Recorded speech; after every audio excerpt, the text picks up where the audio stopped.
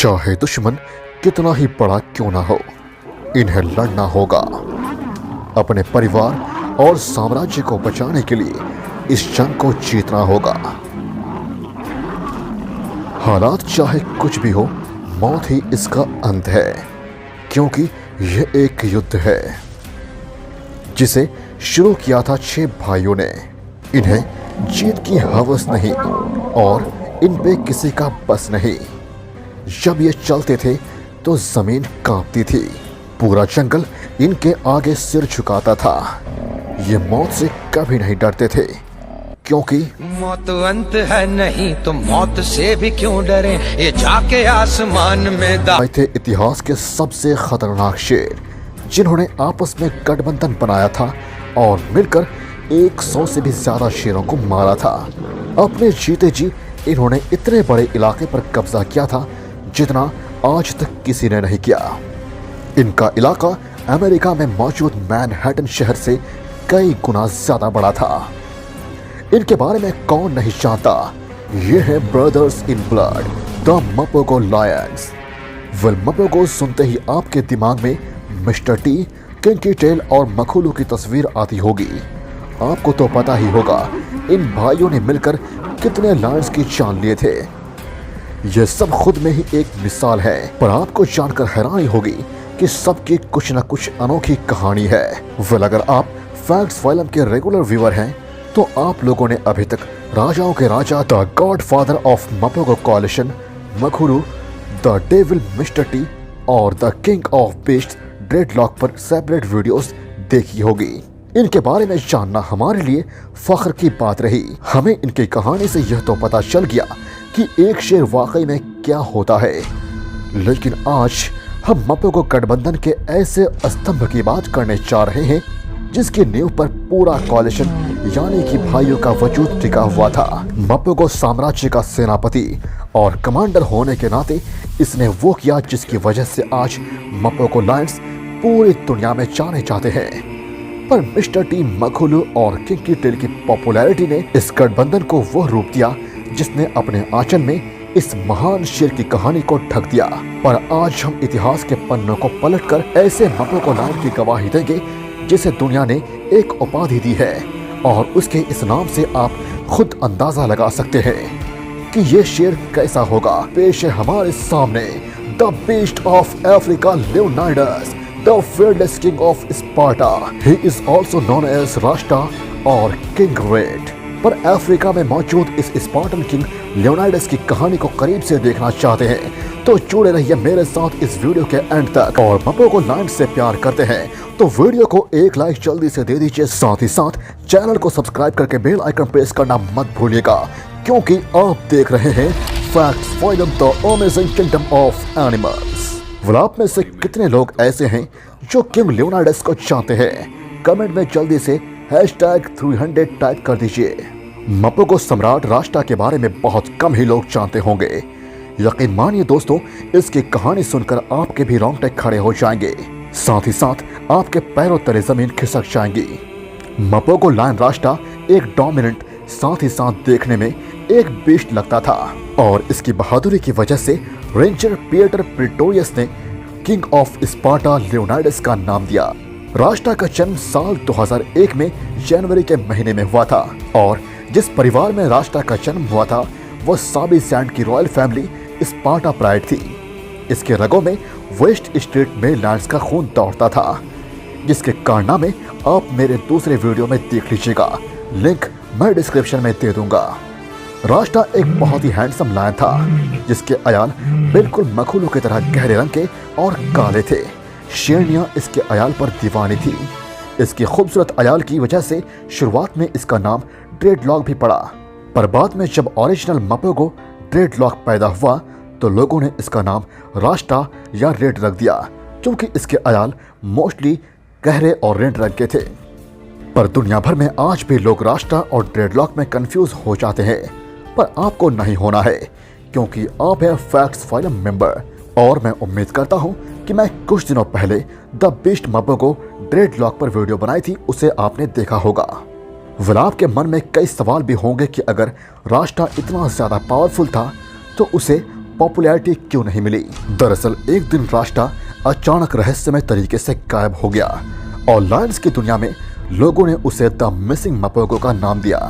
पर आपको ये जानकर हैरानी होगी कि राष्ट्र को गायब हुए 12 साल गुजर चुके हैं, पर उसकी खबर आज तक किसी को नहीं मिली है। बहुत लोगों ने राष्ट्र के गायब होने के पीछे की रहस्य को सुलझाने की कोशिश की, पर उनके हाथ नाकामी के सिवा कुछ नहीं आया। लेकिन हमारे तरह ही दुनिया में कई लोगों ने हार नहीं मानी और आखिरकार पता लगा ही लिया कि राष्ट्र के साथ क्या हुआ था। और आज हमारे पास ऐसी न्यूज़ है जो एक बड़े रहस्य से पर्दा हटाने वाला है। सच कहूं तो कई बार मपोगो बंधुओं को आपस में लड़ते हुए देखा गया है, क्योंकि सब के सब राज करने के लिए पैदा हुए थे। किसी को गुलामी रास नहीं आती थी और शायद कई बार इसीलिए राष्ट्र और प्रिटी बॉय मपोगो आपस में लड़ते हुए नजर आए थे। वैसे तो ये दोनों राष्ट्र और प्रिटी बॉय ट्विन ब्रदर्स थे, पर जब ये लड़ते थे तब ऐसा लगता था जैसे दो जाने दुश्मन लड़ रहे हो। कई बार राष्ट्र प्रिटी बॉय के साथ आमने सामने की लड़ाई में धूल चटा देता था। अक्सर लड़ाई में वो प्रिटी बॉय पर बहुत भारी पड़ते हुए नजर आता था।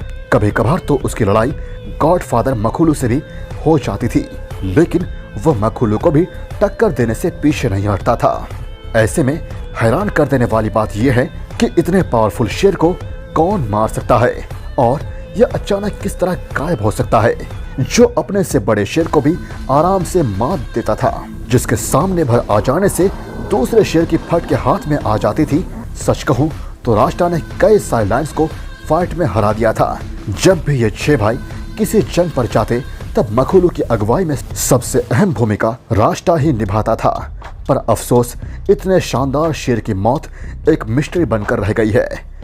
किसी का कहना है कि राष्ट्र को एक दिन अकेला देखकर दूसरे गठबंधन के शेरों ने मार दिया होगा, या फिर इसने किसी पोचर के हाथों अपनी जान गंवा दी होगी। सच कहूं तो रेंजर्स का जंगल में सभी जगह पर ध्यान होता है। अगर कोई शेर या फिर किसी दूसरे जानवर की मौत हो जाती है तो उन्हें पता चल जाता है, पर रेंजर्स को राष्ट्र के मरने की कोई निशान या फिर उसकी कहीं पर भी कोई बॉडी नहीं मिली, जिससे यह साबित हो सके कि राष्ट्र की मौत हुई है। तो चलिए जानते हैं कि क्या हुआ था उस रात जब किंकी टेल मपोगो को 4 मचिंगलानिस ने मार दिया था। ये सब चालू हुआ था जुलाई 2010 से, जब किंकी टेल के मौत के बाद मिस्टर टी अपने 4 भाइयों के पास वापस आ गया था और अपने भाइयों को किंकी टेल के मौत का बदला लेने के लिए लीड कर रहा था। 5 बचे मपोगो लायंस साबी सैंड के पश्चिमी इलाके में थे, वहीं दूसरी ओर माइटी मचिंगलानिस साबी सैंड के पूर्वी तरफ थे। 2 जुलाई को मिस्टर टी और मखुलू को बाकी 3 मपोगोस के साथ देखा गया था। उसके बाद कुछ दिनों तक किसी का कुछ पता नहीं चला, लेकिन फिर अचानक 5 जुलाई को 5 मपोगो बंधुओं को लांडोलाजी गेम रिजर्व में देखा गया, जो जोर से दहाड़ रहे थे और अपने मौजूदगी का ऐलान कर रहे थे। और उनके दहाड़ से ये बात तो साफ जाहिर हो रहा था कि इनसे पंगा लेना यानी मौत को दावत देने जैसा था। अपने एक भाई को खोने के बाद इनके सर पर खून सवार था और इनके सामने जो भी शेर आता वो अपनी जान गंवा देता था। लेकिन वे मचिंगलानी शेर ही थे जिन्हें मपोगोस के इंतहार से कोई फर्क नहीं पड़ रहा था। मचिंगलानी ब्रदर्स समझ चुके थे कि मपोगोस के सर पर खून सवार है, ऐसे में उनका सामना करना अपनी मौत को दावत देना होगा। इसलिए वो हर मुमकिन कोशिश करते थे मपोगोस से दूरी बनाए रखने की। लेकिन मपोगो लायंस तो बदला लेना चाहते थे, इसीलिए 6 जुलाई 2010 को 5 मपोगोस को एक खतरनाक चाल के साथ सिंगिडा में वापस आते हुए देखा गया और यहाँ आकर वे लेपर्ड हिल में सेटल हो गए। उसके बाद 8 जुलाई से लेकर 12 जुलाई तक मपोगो बंधु पश्चिमी इलाके में देखे जाने लगे। उनके मूवमेंट से ऐसा लग रहा था जैसे ये काफी बड़ी प्लानिंग कर रहे हैं और इनकी ये चाल है, और इनके दिलो दिमाग में बस एक ही चीज सवार थी और वो थी बदला। और ऐसा अनुमान लगाया जाने लगा कि 9 जुलाई को सुबह एक बहुत ही खतरनाक लड़ाई हुई थी एलिफेंट प्लेन्स में। पर इस लड़ाई में कौन कौन इन्वॉल्व था किसी को इसकी जानकारी नहीं थी, पर एक सीसीटीवी फुटेज में लड़ाई के दौरान हो रहे शोर को रिकॉर्ड किया गया था।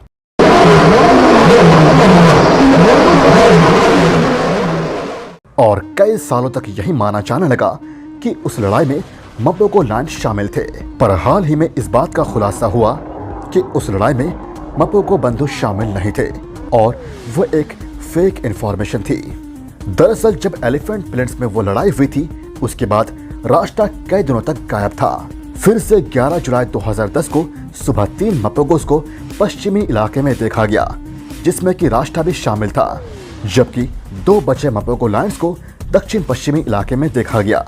उस रात 5 मपोगोस को जोरों से दहाड़ते हुए देखा गया और सभी अच्छे हालत में थे। लेपर्ड हिल उनकी दहाड़ से कांप रहा था। लेकिन 13 जुलाई से लेकर 19 जुलाई तक 5 मपोगोस की कोई खबर नहीं मिली। उन्हें किसी ने ट्रैक नहीं किया और इस बात की पुष्टि एक रेंजर ने की थी। और उस रात के बाद वे दोबारा नजर आए 23 जुलाई को। लेकिन जब ये इस बार नजर आए तो इस वक्त राष्ट्र उनके साथ नहीं था। और यही वो 3 दिन थे जिसमें राष्ट्र के गायब होने का रहस्य छुपा हुआ था। इन 3 दिनों में कुछ तो ऐसा हुआ था जो हम सभी से छुपाया गया था और कुछ तो बहुत ही बुरा हुआ था। वहीं 23 जुलाई से लेकर 25 जुलाई तक 4 मपोगोस को देखा गया था। राष्ट्र ही उनमें नहीं था। और इस दौरान जब राष्ट्र गायब हुआ था तो किसी रेंजर ने कोई रिपोर्ट पेश नहीं की थी। और ऐसा इसीलिए क्योंकि उस वक्त किसी भी लायन के इंजर्ड होने की खबर नहीं मिली थी। जाहिर है सबको लगा कि राष्ट्र कहीं चला गया होगा, वापस आ जाएगा, इसीलिए किसी ने कोई एक्शन नहीं लिया। और किसी रेंजर ने इस बात पर भी ध्यान नहीं दिया था कि प्रेटी बॉय की स्पाइन में कोई इंजरी हुई है, क्योंकि जब राष्ट्र गायब हुआ था उस वक्त प्रेटी बॉय की स्पाइन पर किसी की नजर नहीं पड़ी थी। उसके कुछ दिनों बाद यह देखा गया कि प्रेटी बॉय की स्पाइन में एक काफी गहरा घाव है और उसके इस जख्मी स्पाइन को 27 जुलाई को देखा गया था। और इस पूरी घटना का प्रेटी बॉय ही एक विक्टिम है, जिसे वीडियो में 11 जुलाई से लेकर 23 जुलाई तक रिकॉर्ड किया गया था, जो कि बिना इंजरी का था। ऐसे में यह अनुमान लगाया जाने लगा कि 4 मजिंगलानी शेर मपोगोस के बहुत पास आ गए थे और इसकी वजह से इनके बीच एक भयानक फाइट हुई होगी, एक मपोगो वर्सेस 4 मजिंगलानीज, उसी तरह जैसे किंग की टेल और 4 मजिंगलानीज के बीच हुई थी। और जैसे ही 3 मपोगोस भाग कर आए तो 4 मजिंगलानीज भाग खड़े हुए होंगे। लेकिन दोस्तों अभी भी वही सवाल है कि आखिर राष्ट्र का क्या हुआ था? क्या राष्ट्र को हंटर्स ने मार दिया था? जैसे कि उसकी एक फोटो वायरल हो गई थी जब उसे डांट किया गया था मेडिकल चेकअप के लिए। आप बखूबी इस फोटो में देख सकते हैं। इस फोटो में डार्ट गन है, ना कि कोई एक्चुअल गन। लियोनार्डस उर्फ राष्ट्र एक बहुत ही फेमस राजा था स्पार्टा गैंग का और वो हमेशा से ही याद बनकर रहेगा साबिस सैंड में। और हमें उम्मीद है कि उसके मौत का भी रहस्य खुलेगा जिस तरह ड्रेडलॉक का खुला। दोस्तों आपको क्या लगता है, क्या उसे मजिंगलानीज ने मारा था? अगर मजिंगलानीज ने मारा होता तो उसकी बॉडी मिलती या फिर उसे शिकारियों ने मार दिया? आपकी जो भी राय है मुझे कमेंट में ज़रूर शेयर कीजिएगा।